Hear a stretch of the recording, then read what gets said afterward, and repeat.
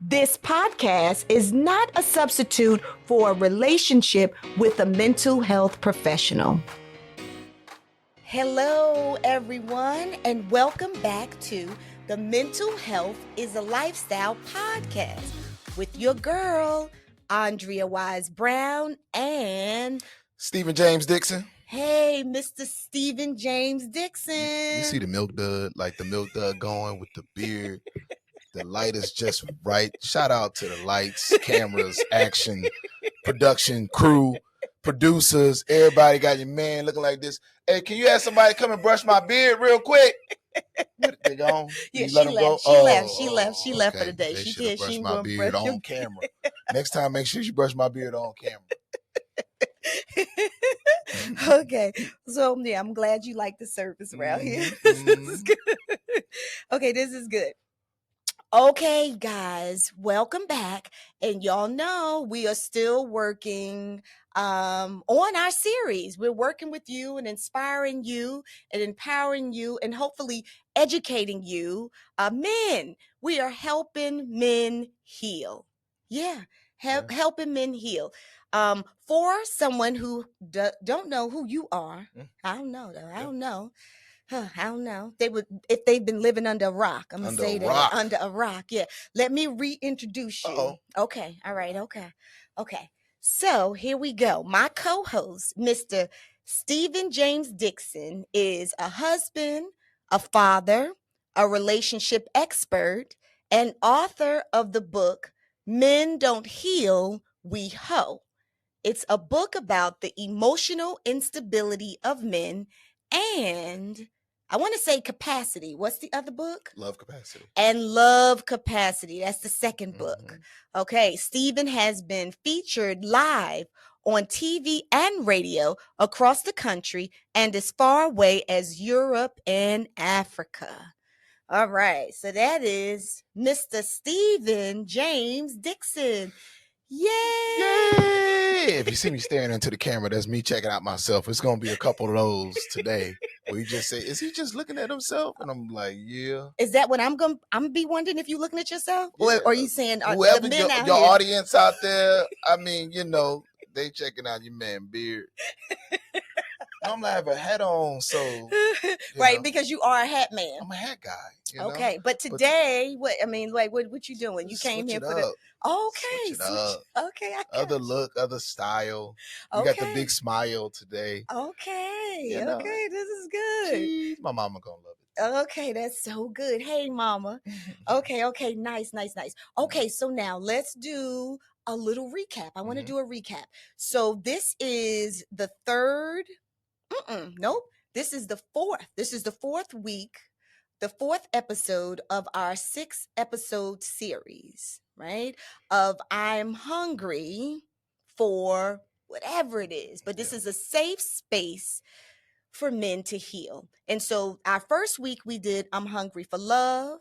The second week we did I'm hungry for acceptance. And then the third week we did I'm hungry to be a leader. Yes. So those were our 3 weeks. And so now we are on the fourth week. Let's go. Yes. And this week is I am hungry for communication. And all men just like, nah, I really don't want to talk for real. That's so good. Listen to me, brother. Hold on. That's good. Don't run off. That's so good. Yeah, you right. You be on it. You're like, no, that's not that interesting. Turn the game on. That's right. But let me just say this to all of you. Men fear communication. So mostly, right? So generally men have an issue with communicating, meaning communicating their real feelings. During this series, we've talked about identifying feelings and how important it is for men to identify their feelings so they're not walking around in the world numb and acting out with maladaptive behaviors. Maladaptive behaviors like collecting random women while they're in a monogamous relationship. Random women. Or like, overusing porn or over drinking, overeating, What are some other overs? Over drinking, I'm overeating, still focused over on. drugging. I'm still What you focused on focus overusing porn. Like, can you underuse porn? Is that somebody not getting enough porn in their life? I'm sorry. Go ahead. I'm goofy today. So yeah, let's say overusing. No, we should really say, because What there are should we people say? with a porn problem and a porn addiction. That's what we're talking about. So that's why I'm saying overuse of porn, overuse of alcohol, overuse of drugs, right? Okay, all right. So and overuse of having sex or dating random women. Random meaning, because does that sound horrible? Random meaning. You over there. Women that they don't have feelings for, right, and they're just collecting them for their use. Yes. Because they need distractors from life. Agreed. Okay, there we go. And if they identified how they feel and used their voices about how they feel and attend to their feelings, then it could change their quality of life. And then they don't need all of that stuff. Right. If you get to where you're dealing with the real issues, then maybe you'll have better solutions, and the solutions will be long-term instead of short with the random woman. Right. Short-term gratification. You was getting ready to go there. Yes. I like it. Yeah, that's good. Okay, all right. So when we talk about communication, we are talking about men actually communicating their feelings and their thoughts. Yes. So I'm gonna start off with this, right? So men, come on, stick with us on this, because I know that a lot of men feel like, because they've told me. So if you don't know who I am, my name's Andrea Wise-Brown, and I am a practicing psychotherapist, okay, here in Dallas, Texas. And I see men, I see women, I see couples, I see families. Okay, there we go.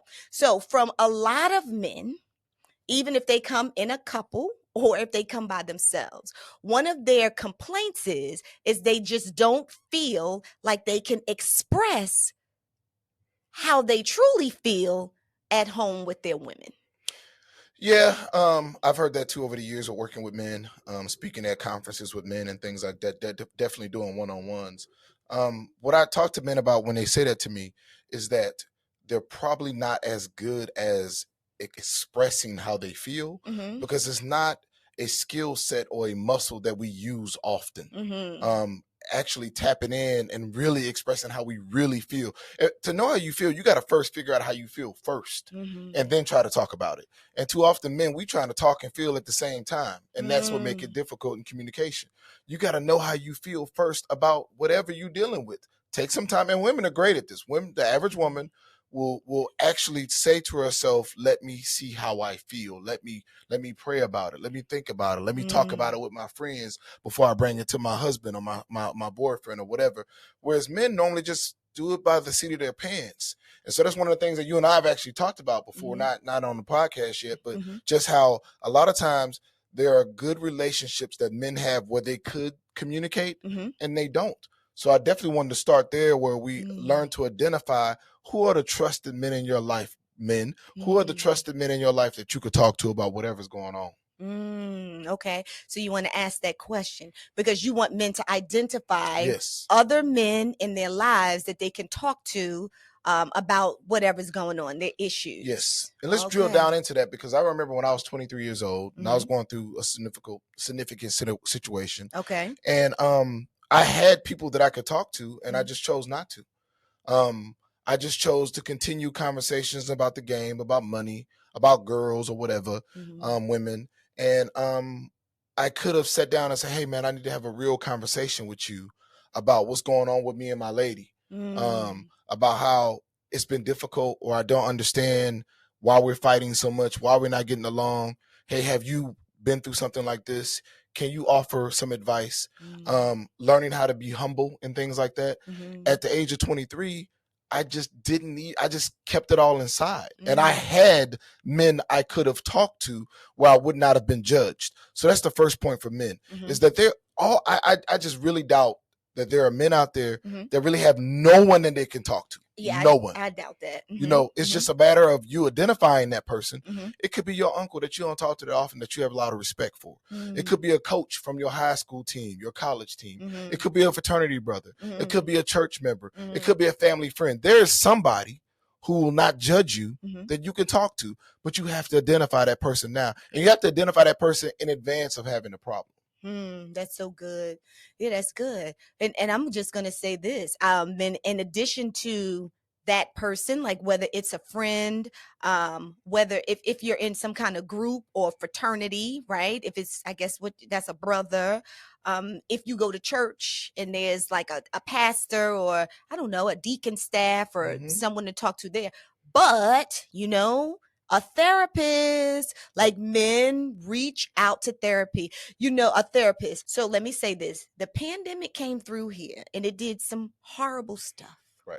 Okay. Because it rocked my toes, rocked everything, right? No, it really did. I was not in a good place. However, since the pandemic and since George Floyd's killing, so many more men are coming to therapy. Yeah. So many more black men and women, but black men are coming to therapy to talk about their issues. And I am so proud of that. So I'm going to say thank you to George Floyd. I'm not going to say thank you to the pandemic, but but I'm just saying since that, like that's what came out of it. Be to the men that's listening and to the women, if you could share it with your husbands or boyfriends or whatever, let's be direct in saying, go see a therapist. If you, so as you're sitting here right now, get out pen and paper and write down who are the people that you can share anything with. Who are the men that, if you're a man, who can you cry with? Who will give you a hug? Who will tell you that you love them? And the reason why I know men have this, because men have friends they've been friends with 30, 40 years now. Men have that, right? If you got your friend of 30 years and you can't tell them that you hurting or your marriage is in trouble or there's some, of course you can, right? But if you can't, right? Okay, fine. You've identified that you cannot, you don't have anyone. See a therapist. Because the beautiful thing about a therapist is now you're paying for this time. It is private. Yes. By law, the therapist cannot share your information. They're not going. Do you go on Facebook and tell anybody business? I don't even like Facebook. But no. You're not like, so at 2:30 today, let me tell y'all what happened. You're not doing that? No, because that's unethical. So right. we cannot violate HIPAA, meaning we can't violate the privacy laws. So your information is safe with us outside of two things. If we find that you are a danger to yourself or to someone else, then we have to report it. We have to get you help. So you come in and tell me you can ready to kill somebody. We got to tell we keep need that help. To yourself. Go on, keep that one. No. or if you want to hurt yourself or harm yourself, then we have to get you help. So those are the two caveats to secrets. It's all secret. Everything that you share, it's our secret. And private and legally bound to not be shared. That's right. There's a license that could be lost. Talk about that for a second, like how that happened. Well, that's just what it is. Yeah, you just already said it. Yeah. License but can be lost. We went. Y'all here telling everybody business. You ain't got no license. Right. Well, you don't want to be in violation. And this is any healthcare provider. Yes. This is any healthcare provider. So a doctor, we can go on and on. But any healthcare provider, yes, we're bound by HIPAA laws, which are privacy laws. And so, no, we cannot share your private information with anyone else. So it's guaranteed to be safe when you go to a therapist. Let's be very clear and direct that a therapist, people understand this about doctors and lawyers. Whatever you say to your doctor's not going to share. Whatever you say to your lawyer, your lawyer's not going to share. That's right. Whatever you say to your therapist is not going to share. So if you're one of those 0.0% men that don't have any men in your life that you can talk to, go see a therapist. Yeah. I think they should do both though, Stephen. I think they should do both. I think they should talk to their friends, but I think that all people, men too, need an unbiased, studied approach, or a relationship coach, same thing, unbiased and studied, where you don't know them.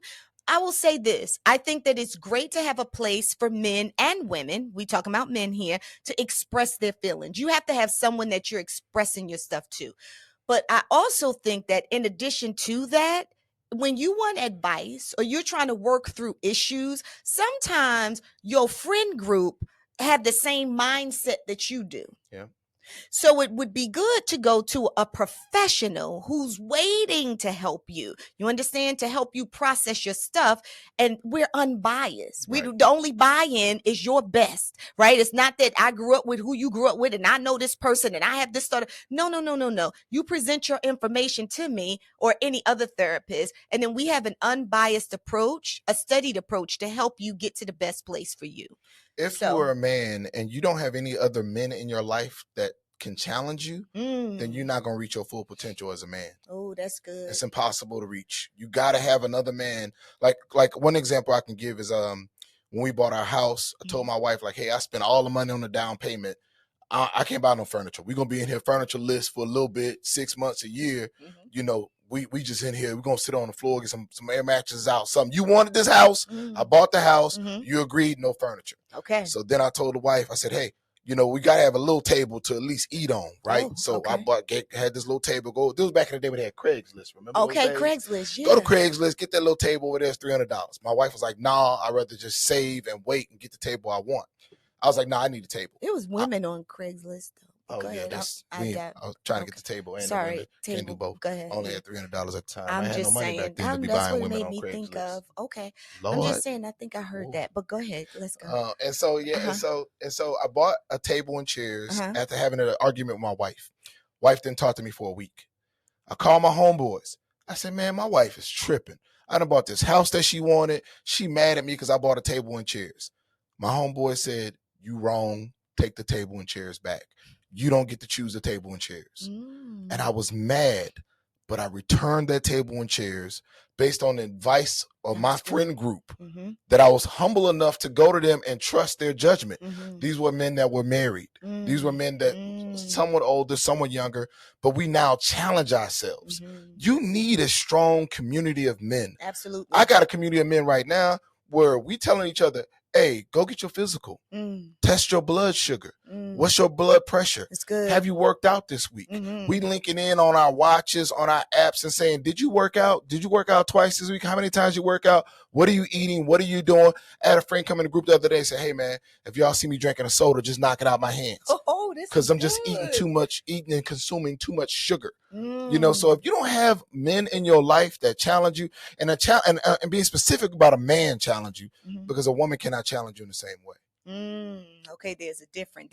Sounds like there may be like a competitive spirit to that. Yeah, the average man doesn't want to be challenged by a woman. They take it as the woman is trying to tell them what to do. Oh, this is good. Instead of a woman looking out for their best interest, it takes us men. Hopefully, we can arrive at that point too, where we trust that a woman is not trying to attack us or make us feel bad about ourselves, and they're really just challenging. But if you got a man group, at least you halfway there. And like you talked about earlier, you talked about church with the deacons and the pastors. The average church these days have a men's group that meets on a Wednesday or a Saturday morning or something like that. Okay. Get involved in all of that. Okay. No, that's good. So listen, I like moving on. I love that you brought in your wife. And so I want to talk about communication that men are having or not having with their significant others, with the women in their life, and the fear of that, because what studies show is that men are not honest about communication, right? They're not honest about their thoughts. They don't actually communicate. They're afraid to communicate because they have a fear of abandonment. They have a fear of disappointing others, and they have a fear of judgment. Yes. So instead of actually expressing maybe what they may not like that their partner is doing, or, something about their partner that they don't like, or the relationship. So instead of doing that, because of these fears, then they say nothing, and then they harbor resentment for years. And that resentment turns into going outside of the relationship, and we're talking about those, what is it, for instant gratification. So for the sex or the other women or the porn or the drinking or the drugs or the food, right? So those maladaptive behaviors, they take exits instead of re-entering to actually talk about how they feel about whatever situation is, or maybe their thoughts, if they feel like it's going to cause some conflict within the relationship. Yeah, I like all that you just said. Definitely the biggest part of that, though, is as a man figuring out when you can really be vulnerable to whatever is going on. I had a conversation with a man this week where he kind of felt like his wife challenged him in a way that, you know what, I can give you an example of myself, actually. And so we were having this issue where we may have to move. And because the city's doing some developments and all that around our house, we don't like the developments. And my wife was like, ordinarily, you are very clear in what you want to do. You have a plan, and you act on it, and you never kind of waffle. And I'm man enough now. You know, I enjoyed saying that. Oh, did you really? I'm man enough now. Okay, now. Okay. Right now. Okay. To own that I was waffling. Oh. A lot of men are like, no, I'm not. Like, I'm cool. I'm just thinking about it or whatever. I said, no, I am waffling a bit because I love our home. I'm not ready to move. I don't want to buy another $1 million house. That's what they cost these days. I understand. Interest rates are bad. And so I owned it. I said, yes, I am waffling because there's not a good choice or a clear choice. So I'm kind of not sure about what I want to do. A younger me would not have said that. A younger me would have said, I'm working through it or whatever, or I'm going to figure it out, or I know what I want to do, or I would have just decided, unprepared, not fully have thought out the whole thing. Right. I would have just decided because I'd have felt the pressure from the woman looking at me and judging me. Oh, there you go. Right. And fear so of judgment. I felt that fear of judgment again. You just mentioned it. But in this stage of my life, I owned it. And I said, okay, I can be challenged. I can be judged. And it's okay that I'm not 100% confident on what I want to do today. And because of that, I'm going to make a better decision tomorrow. I got you. Yeah. And so I think that's the thing. Like, so I love that you owned it. Yes. But it's also because you've done a lot of work on yourself. Yes. And so you're in a place where you're feeling more secure about who you are, right? And we talked about that, right? And you've accepted who you are, right? So then when you know that, then it's easier to access. Like pride and ego doesn't jump up in front of you and try to protect you, right? Yes. Because now you've already beat them down. I don't need y'all, right? So now you know who you are. So you was able to kind of just stand up and say and assert, oh, okay, well, this is how I'm feeling, or these are my thoughts, or baby, you right. When before, right, pride and ego says you can't let her see you like that. You're gonna look like a weak. You're going, you know what I'm saying, right? And then you play to that. But I this is what I want to know, right? In doing so, after you did it, after you learned to, and I'm wondering when you learned to do this, but like actually communicate. When did you learn that it was okay to communicate, that you would be okay communicating? When did you learn? And then I want to know what it feels like after you do it. Like when you own your truth, you say it, even though she may not agree with it. Yeah, what does that feel like to get it out?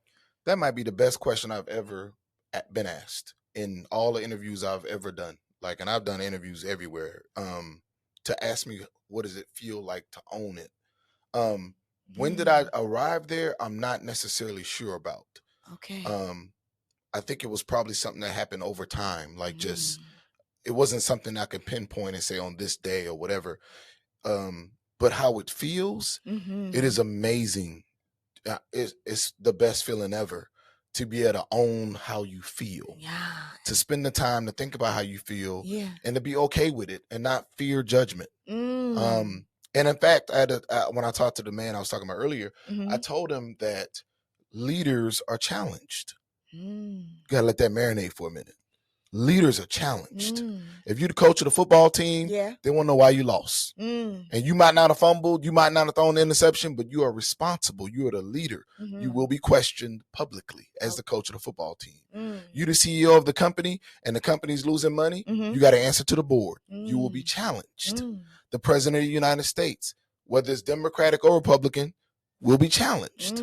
Husbands in households will be challenged. We have to accept that. Men are finding that difficult. Men just want to be leaders in terms of we just tell them what to do. That's not how submission works. We got to talk about submission one time. Okay. But that's not how submission works. Leadership, the first thing about being a leader, and we tying this back to communication, is that you have to lead for the people that follow you. Okay. You sacrifice first as a leader. Okay. And so then when you're sacrificing first and your followers can then question you, they can help you be a better leader if you can listen. So you have to take that into consideration. Yeah, but then, you know, like you said it took some time, and maybe over years you got to a place where you were able to accept maybe criticism, accept maybe questioning, accept critique, right? Absolutely. But this is the thing. Accepting those things doesn't make you weak, does it? Does not make me weak. I definitely feel stronger. I definitely feel that I'm better at communication because I'm not in denial the whole time we having a conversation. Or defense. Or defensive at all. Like I can actually listen. I can actually hear what she has to say. I can actually, because young in communication, we are only focused on what I'm trying to communicate, right? That's what's going on, by the way. For all the people that's out there struggling with communication, it is husband who's trying to make his point and his wife who's trying to make her point, and it is not husband trying to understand wife's point and wife trying to understand husband's point. It is only I'm going to say what I want to say, and then she's going to understand and agree. Not just understand, she's also going to agree. And if she don't agree, she just don't understand. Oh. That might have been too much. No, it's not too much. But you know what men tells me? That frustrates them. Yes. And they also tell me that when they do express themselves and then the woman comes back in defense, or, you know, if she's saying, well, no, in disagreement, then they feel like, well, what was the use of me even expressing myself? Because I didn't get what it was. She's not on the same accord as I am. She doesn't agree with me. So let me just be quiet and say nothing. Hey, family, just stop by here for a couple of seconds. Have something for you. This right here is a go-to guide. The name of it is 6 Pillars to Power Up Your Mind and to Make Mental Health a Lifestyle. This teaches you everything that you need to know to keep your mind healthy and strong. So come on now, if you want to keep your minds healthy and strong, as you have joined a part of our movement, you've joined this mission, you got to know how to do it. So this is your go-to guide. Going to get this at awise-brown.com. In addition to that, what you'll learn in this book is there are other ways to keep your mind healthy and strong, nice and alert, and that would be aromatherapy. Family, I'm trying to tell you something. This is delicious. Oh my goodness. This is a cruelty-free candle with no paraffins, no formaldehyde, and no known suspected carcinogenics. And the name of it is A Slice of Happiness, because when you smell it, it raises the endorphins in your brain. I'm just telling you. And the dopamine, it makes you feel good. You get a burst of happiness. You can burn it, or you can just walk by and smell it. You can find this too at awise-brown.com. People are loving it. Please get it before it sells out. A Slice of Happiness. And then family, because I know you're a part of me. I'm a part of you. We doing this together. We got hoodies now, family. All of us. We got hoodies. Wise by Andrea. You know, it's kind of like on that candle. But y'all, let me show you what the bag says. Mental health is a lifestyle. Andrea Wise-Brown. And it's a zip-up hoodie. So you can zip it down, zip it up. I can't really zip it down today because it's all I have on. And then I have it in white too. You can buy it in white too. Wise by Andrea. It's the cutest thing. Mental health is a lifestyle. Come on, family, we have hoodies. So I want you to go and get your hoodie that feels so comfortable. I just love to wear them everywhere. Get your aromatherapy and then get your go-to guide. You're going to go to awisebrown.com. Click on shop. awisebrown.com. Shop to get your goodies. Okay, see you on the other side. Go ahead. It's too many men that want to talk to their women as if their woman is a man. It's too many. Okay, but listen, but I don't want to go there, right? I just want to go to I just want, if you could, please, I want you to stick with that point. So even if a man is speaking respectfully, right, and he's just communicating what it is that he feels or what his thoughts, and they're different than his woman's, right? And his point is, this is his point, and I think this is where it is. Is his point is that I'm speaking this because I'm expecting to get this thing back, right? My reward back is that you're going to agree with what it is that I say, and we're going to be on one accord, right? Right. However, the same man, let's just say, or men who feel like that, who don't want to deal with the conflict of saying this and then their person doesn't agree with it, don't really believe in the rule of agree to disagree. Like, let's just agree to disagree. Yeah. So, like, do you have any thoughts on that? Yeah. The agree to disagree thing is, I got to think on that actually. Okay. Because sometimes you need to solve a problem.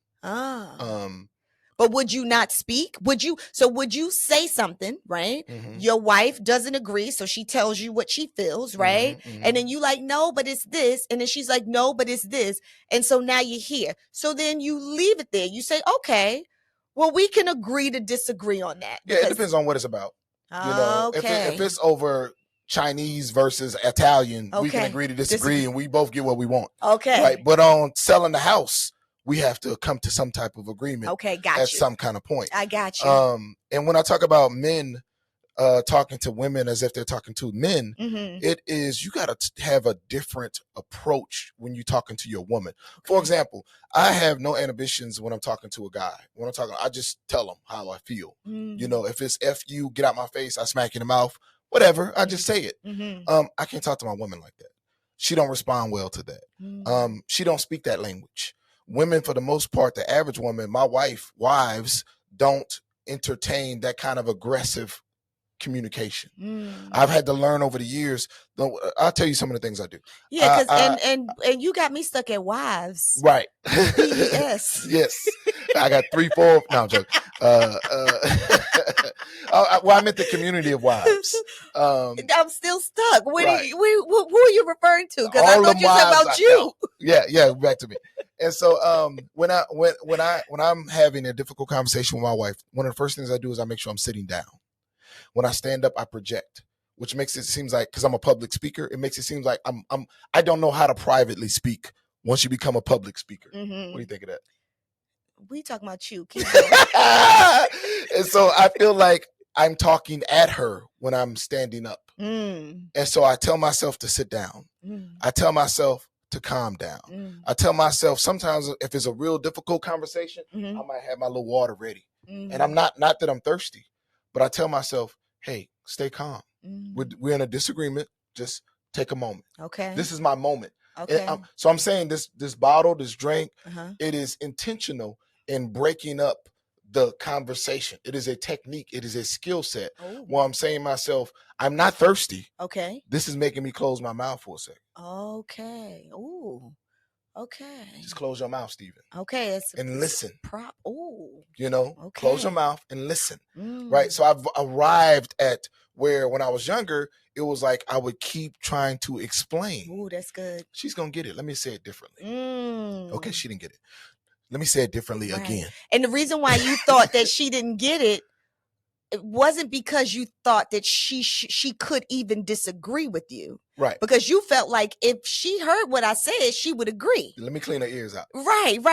But the reality is maybe that she just didn't agree. She didn't Maybe agree. she had a different thought about that and she was sticking to it. Grown woman, she had her feelings. So then how do you walk away from that? Yeah. It's With knowing, agreeing to disagree. right? You can table things. Like I said, it depends on what it is, but you can Mm-hmm. table things. You can definitely, what I try to teach people is to float outside of the conversation, Mm-hmm. right? So it's a concept that I kind of developed where you say to yourself, if you're looking at your argument, is this going to be resolved today or not? Mm-hmm. And if you've been arguing for 45 minutes, y'all not going to resolve it today. Mm-hmm. After 45 minutes, each person is dug into their corner and they feel how they feel. And we got to come back with a totally different type of information, Mm-hmm. conclusion, direction, goals. What are we trying to achieve? Mm-hmm. And then come back and say, okay, sometimes I tell myself, Stephen, try to understand what she wants. That's good. It took me, we probably spent 10 years on that. Like This me is good. just explaining That's right. That's explaining so again. good. That's Hey, so I thought good. about this. Let me say it to you this way. No. And she really like, you really didn't say it differently. You kind of said the same thing. That's so good. You That's know? right. And I still don't agree. Right. And I still Yes. don't agree. Yes. Whatever you said. I don't see it the way you see it. Right. And Yeah. so it took me a long time to get to where, okay, let me hear what you're trying to There say. and that is the beauty of communication. Yeah, go ahead. Yeah.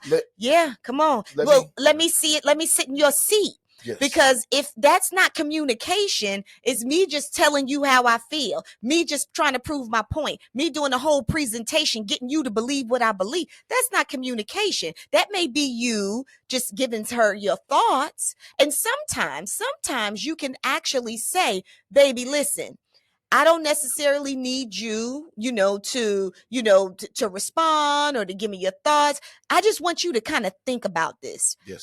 This is how I'm feeling right now. If you could just take this and process it, and then we can revisit it and talk about it later. Remember, I was telling you about asking for permission, but it's like, let me just tell you, this is how I'm feeling right now. Or these are my thoughts.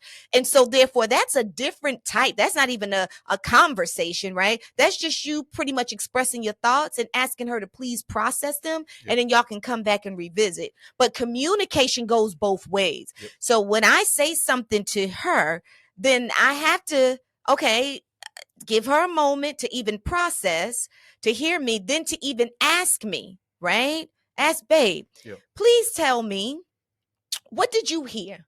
Yes. What did you hear that I said? I want to know, did you receive what I intended? Did you receive it? So then you let her repeat back to you, what is it? And then if it's not right, then you go back again. Well, no, baby, that's not it. I did mean that, but then not this and this and the other, right? Mm-hmm. So then when she goes back and she gets that part, it's like, oh, okay. All right, yeah, babe, that's my thoughts on it. That's what I want to communicate. So now for her on her side, right, you have to allow the space for her to do the same thing, because you want her to see it from your seat, so that she can understand where you're coming from. It's the same thing that you have to do for her. You have to get up. You have to ask her, okay, I'm ready. Talk about what you're feeling. Let her say whatever it is that she says. Then when she says it, then reflect. Okay, wait, baby. Well, did you mean this? Did you say this? And let y'all clarify. And then you sit with where it is that she's coming from. Yeah. And that right there is how you can get to a place where you can agree to disagree about certain things, because when you sit in someone else's seat, then you can kind of understand why they may have gotten, or they may believe a certain way, or have thought of something in a certain way. And then you don't have to judge them for it, if that makes sense, or get angry with them because they feel that way, because now you've empathized with them. It doesn't mean you agree, but you understand why they may feel that way or have thought that way. You had said sitting in someone else's seat. I have another concept. Tell me, thing, basically. Please. Yeah. I call it arguing on their side of the street. Oh. I mean, and what I mean by that is you got to know your partner, and you got to like I'll have a debate with my wife, and I'll say to myself, okay, she thinks like that because her mother and father have been married together for 36 years. They're a nice little family. She only had 2 sisters. She didn't have any, like, knowing who she is helps with the communication. Yes. Right. Yes. And so that's I think about it from that point. And then also think about the point of women. Sometimes I would think the average woman, and I'm open to being corrected here, but I think the average woman is more concerned with tone, and the average man is more concerned with words. And the way I would example that is, like, if I go to my wife and say, I guess you look okay, that's a compliment. She don't receive it. She Yeah, not taking because okay. well, I'm not even your wife, Right. and I'm telling you that it was not no compliment. Right. The first time I said, you look nice.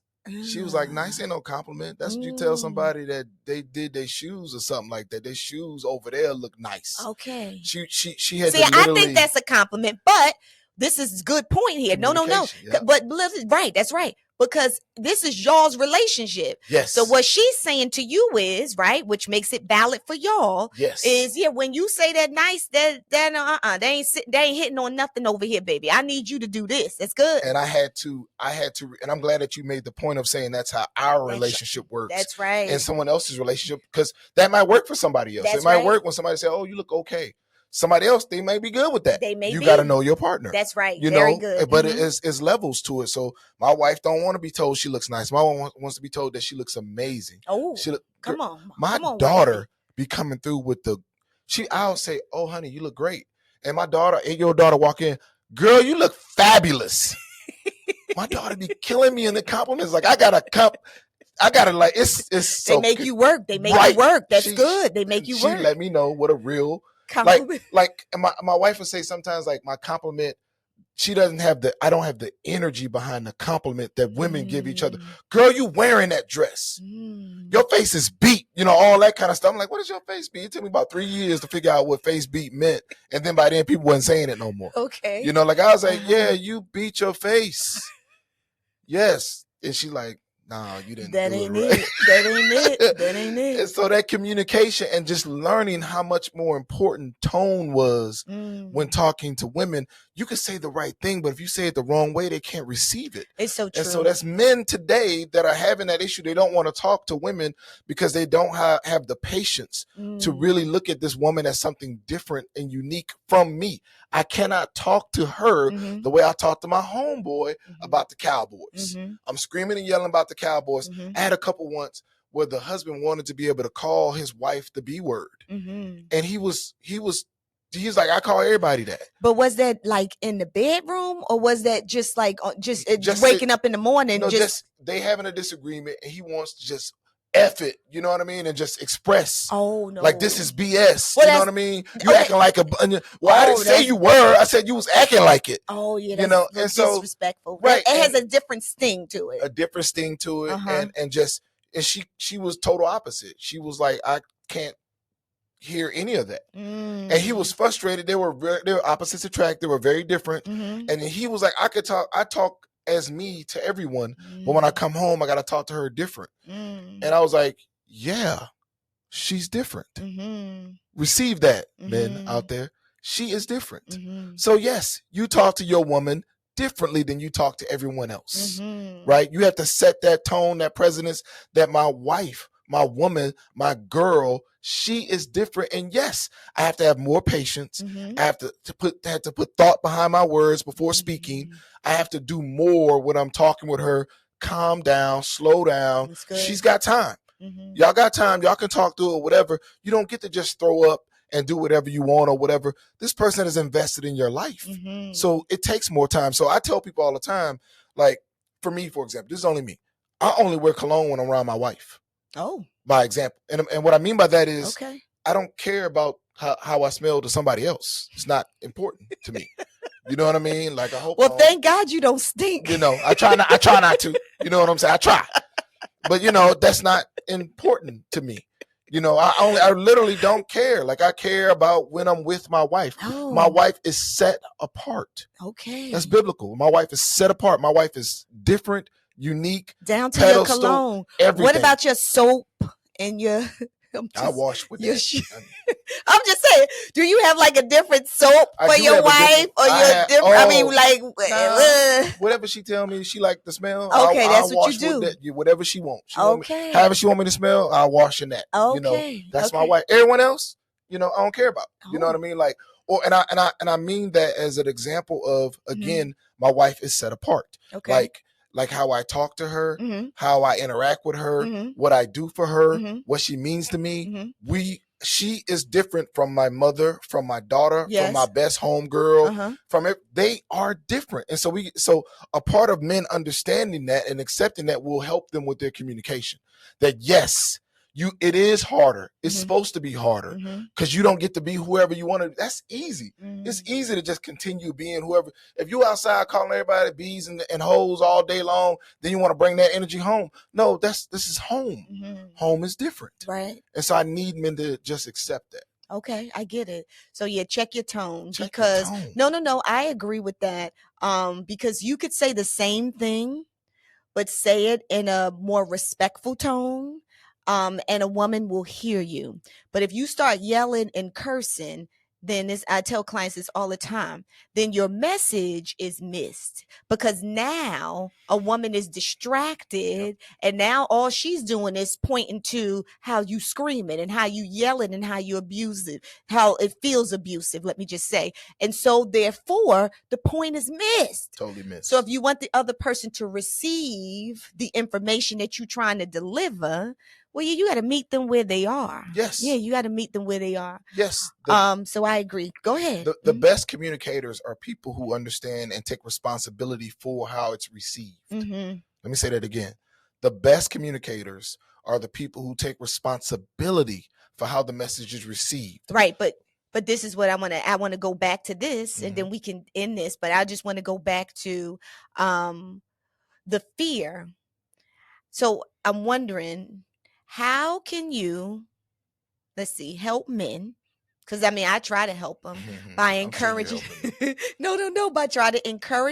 By encouraging them to speak out, to talk about their feelings, because a lot of men will not do it. I told you there is a fear of abandonment. Like if I tell her how I feel, she gonna leave me. That's not on the surface, but that's what they feel down here in their spirit. That's what fear tells them. Anxiety tells them that if I say this, or if I, tell her how I really feel or my thoughts, because I don't believe in whatever it is that she's doing, or I don't agree with this or how we doing this. However, let me keep the conflict down. You know what I'm saying? Because I don't want her really to leave me, or I don't want to disappoint her, because it feels like disappointing my mother. It actually does. And then I don't want to be critiqued, because when I'm critiqued, it makes me feel like I'm small, like I'm doing something wrong, and like I'm in relationship with my mother, like I'm doing something wrong.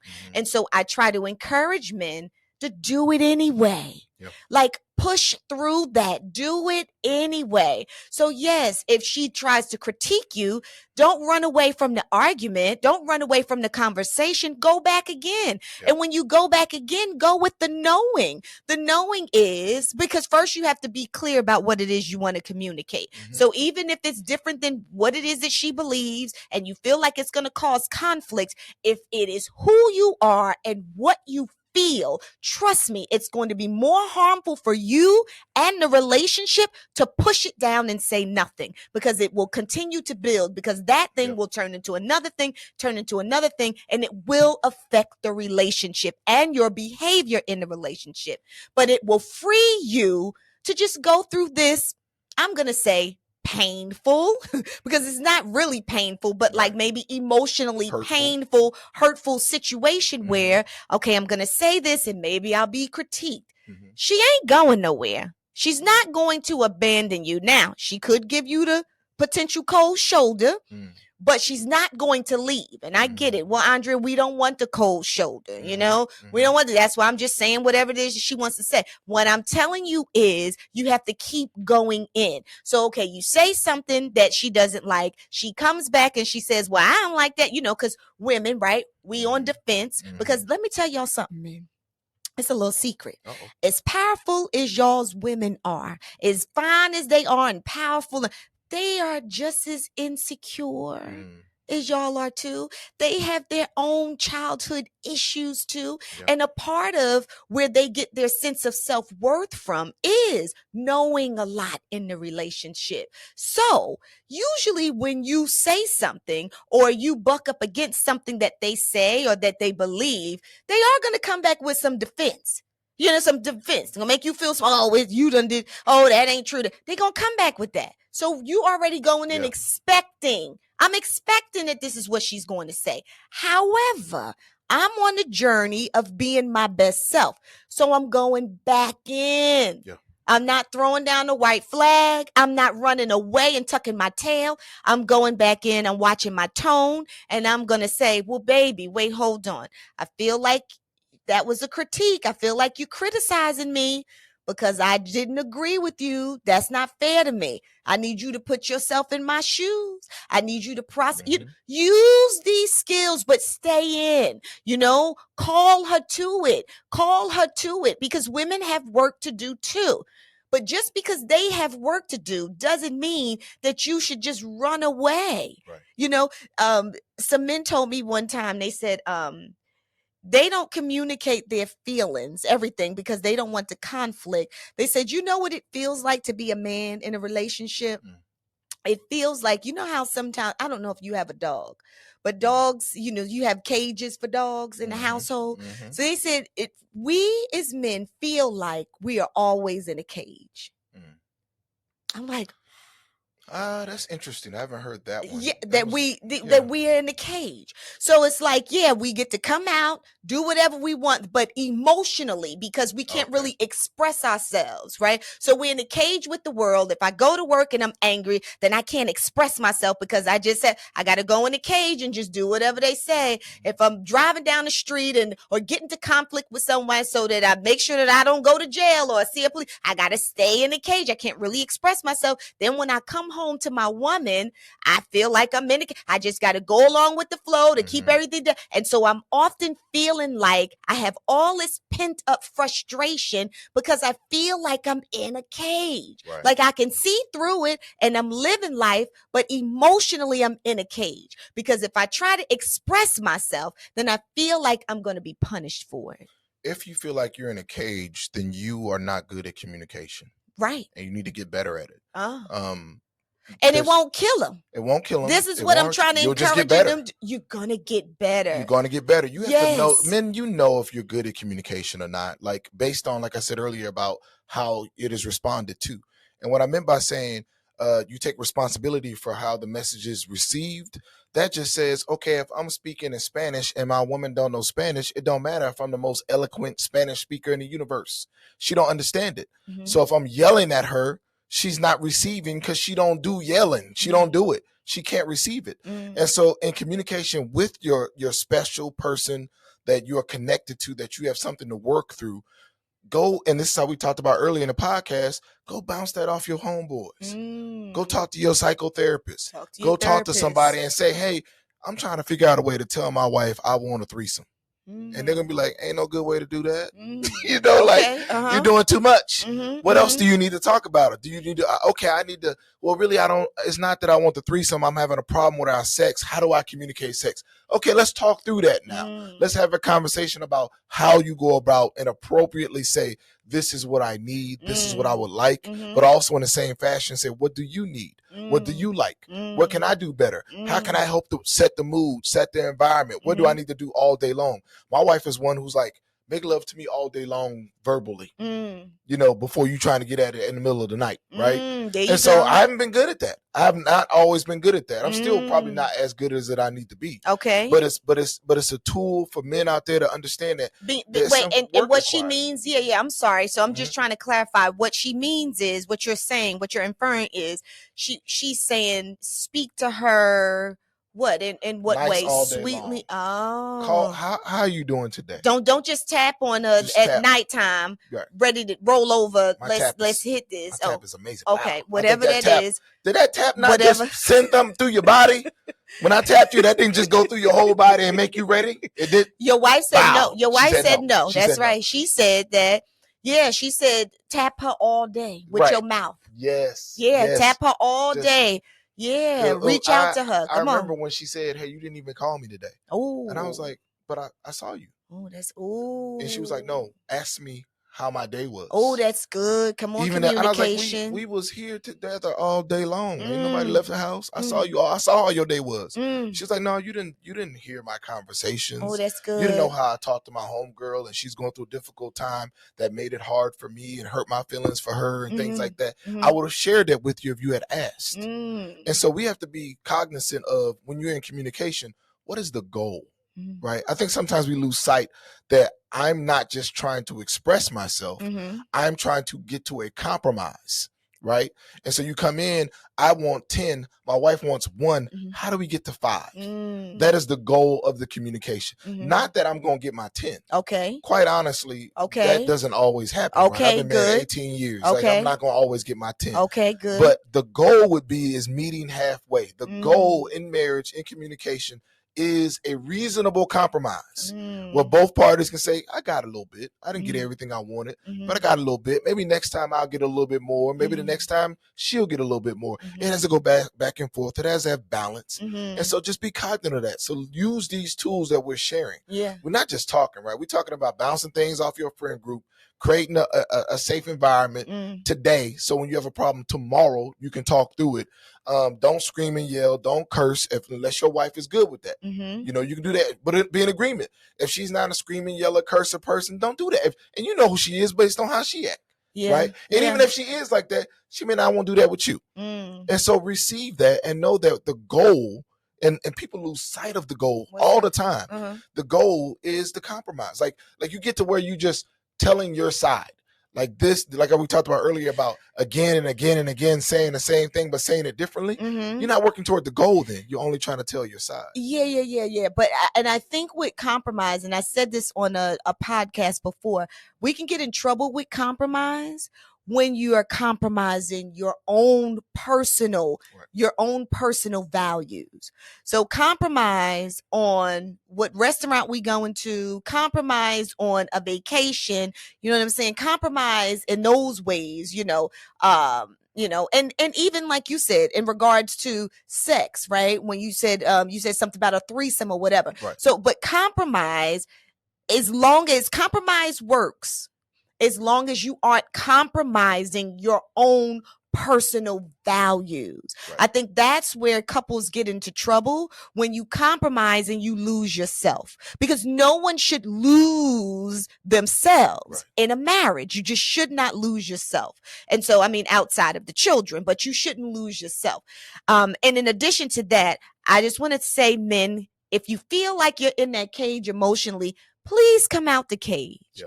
It's not that bad. So what? It may be a moment of discomfort because you feel the conflict, or you may get the critique, but stay in it. And go back again. Go back, I'm saying, reiterate, or tell her how that makes me feel. Tell her, oh, when I said that to you, that wasn't nice. That wasn't kind.